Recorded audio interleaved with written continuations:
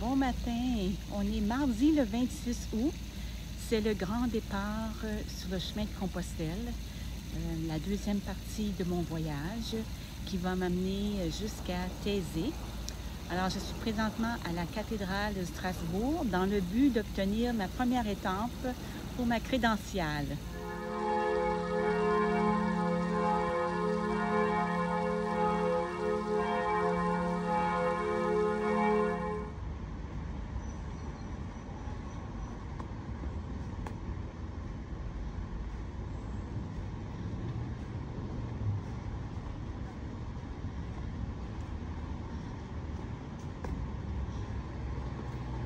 Bon, j'ai mis mon beau chapeau.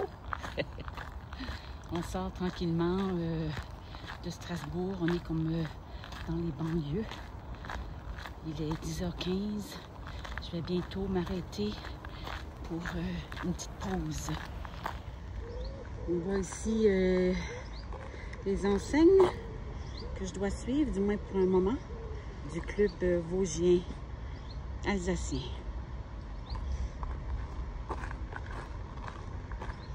La route est quand même belle. Le temps est bon, pas trop chaud, pas trop froid. Les arbres apportent de l'ombre. C'est vraiment agréable. Petite pause complétée. J'en avais besoin. Il faut que je m'habitue parce que j'ai beaucoup plus de poids sur le dos que la semaine dernière. La semaine dernière, je faisais transporter mes bagages, du moins une partie de mes bagages.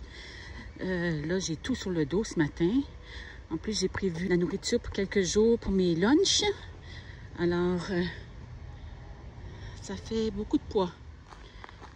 Mais c'est pas grave, on s'adapte. Hein, c'est ça, ça fait partie du chemin.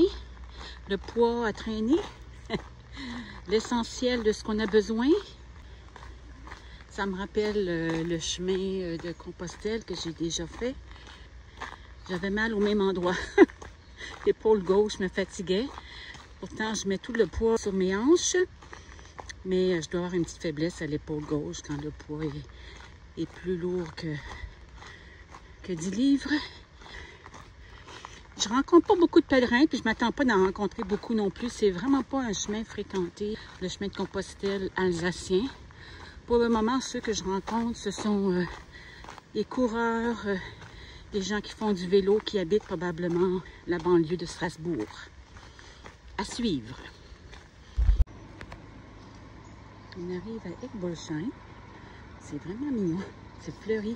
Les villages sont fleuris en Alsace. C'est pas les fleurs qui manquent. C'est vraiment beau.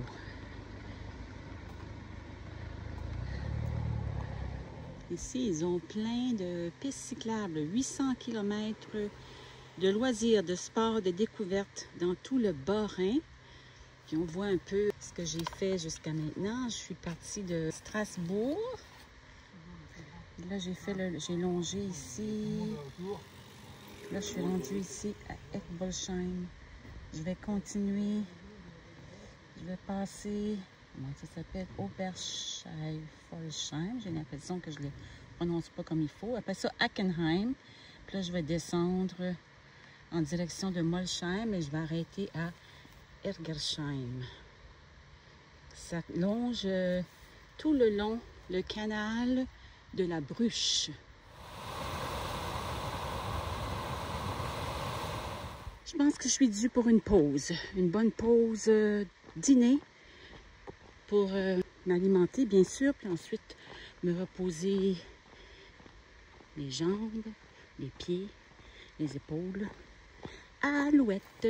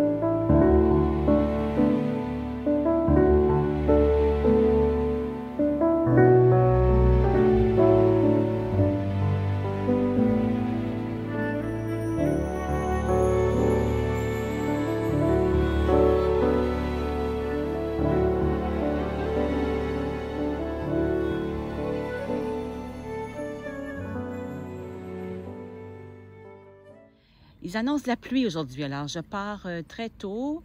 J'aimerais me rendre jusqu'au monastère du Mont-Saint-Odile. Il paraît que c'est très beau.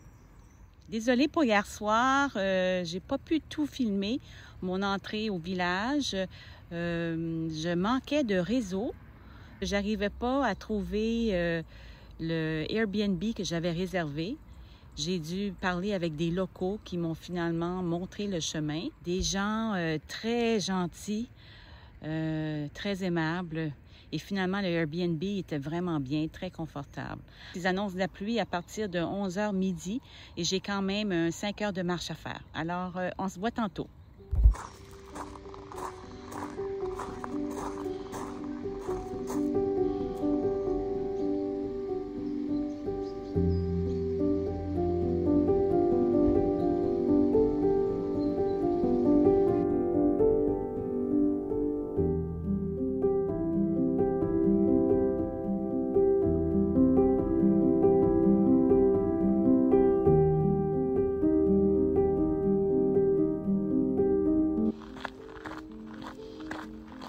Quelques rayons de soleil ce matin. Et là, je suis toute excitée. Vous allez dire pourquoi? Parce que je suis sur un sol non asphalté. Un petit sol de gravier. Parce que depuis que je suis partie de Strasbourg, ça n'était que de l'asphalte. Je commençais vraiment à avoir mal aux pieds. Ça n'aidait pas ma situation avec mon talon. Mais là, j'ai un bon bout sur des chemins de terre. Je vais pouvoir sortir mes bâtons aussi. Ça va mieux aller. Des champs de maïs. On revient sur une petite piste cyclable asphaltée. C'est pas grave, on approche du village de Molsheim où je vais aller me prendre un café parce que j'ai pas pris mon café encore ce matin.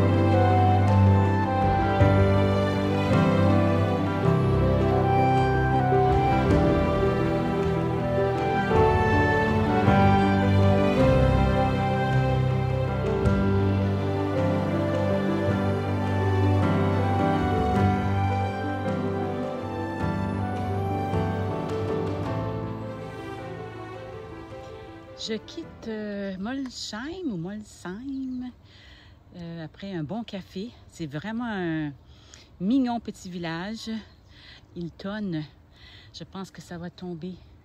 Je vais surveiller. Mon imperméable est prêt.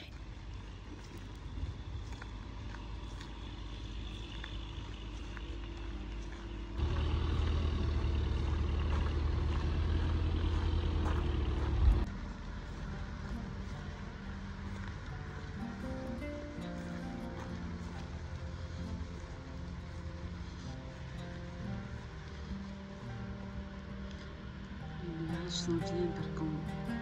J'ai un beau décor, mais là-bas c'est moins beau. Pas grave. Il s'agit toujours de regarder le bon côté des choses. Je suis du bon côté ici.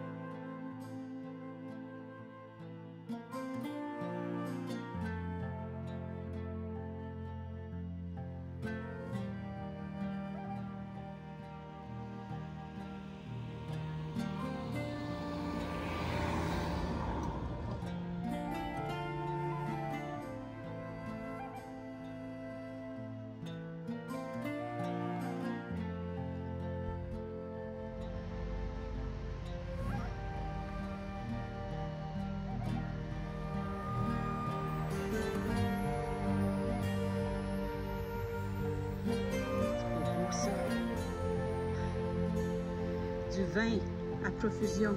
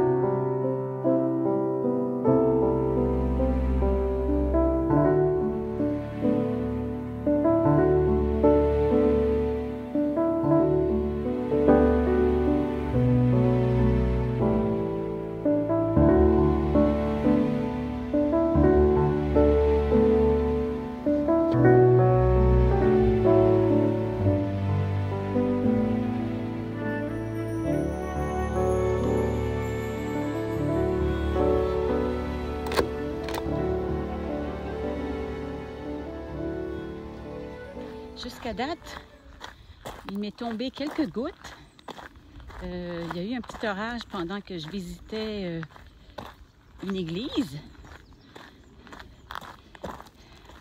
que vous avez d'ailleurs vue, qui était très belle. Je m'y sens bien dans des églises. Je trouve que c'est apaisant. J'ai 3 heures à faire pour me rendre au monastère du Mont Sainte-Odile, en passant par Autrotte. Fait que je vais peut-être m'arrêter là-bas aussi pour voir ce que ça a l'air. Mais à date, mon temps est bon. J'avais prévu le coup. Je voulais vraiment faire les arrêts au bon endroit. J'avais pris des notes là, pour voir les petits villages qu'on vient de passer. Ça valait vraiment la peine. Alors, je suis contente. Et là, c'est reparti.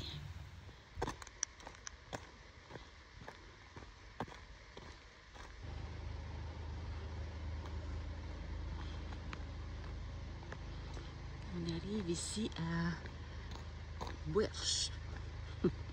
B-O-E-R-S-C-H.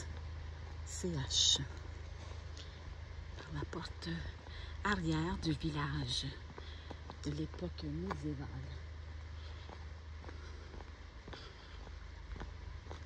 C'est cute comme village.